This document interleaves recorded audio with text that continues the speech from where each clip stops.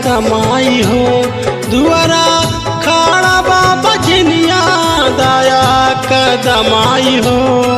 हमरा गोदिया में ललना ये गोद दमाई हो। हमरा गोदी में ललनवा एगो दे दमाई हो।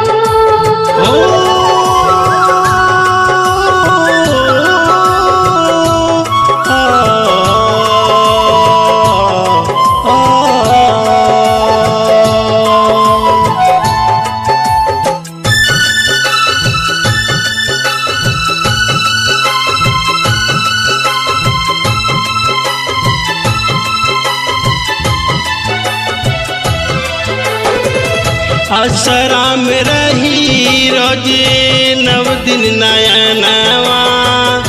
छोड़ी के जैबू माई अपने भवनवा।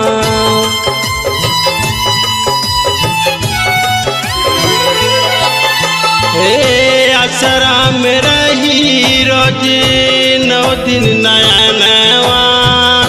छोड़ी के जैबू माई अपने भवनवा। सूखल बगिया के फुलवा खिला दाए माई। सूखल बगिया के फुलवा खिला दाए माई। हमरा गोदिया में ललना ये गोद दमाई हो। हमरा गोदी में ललनवा एगो दे दमाई हो।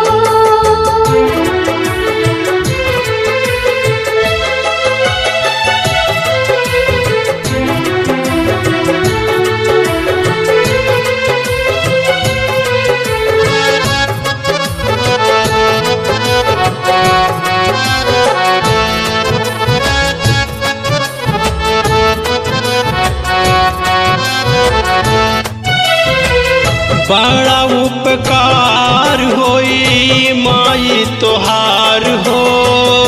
हमहन के आचरा के देदा दुलार हो।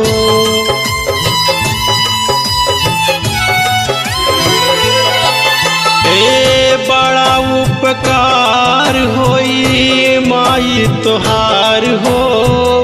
हमहन के आचरा के देदा दुलार हो।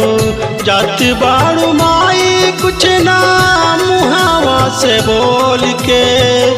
जात बाड़ू माई कुछ ना मुहावा से बोल के। कृपा हरि शंकर ललनवा पे तू कदमाई हो। हमरा गोदी